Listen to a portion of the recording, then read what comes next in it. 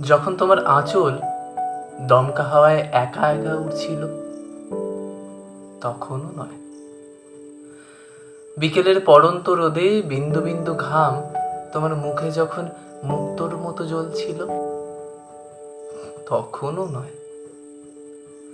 কি একটা কথায় আকাশ উদ্ভাসিত করে তুমি যখন হাসলে, তখনও নয়।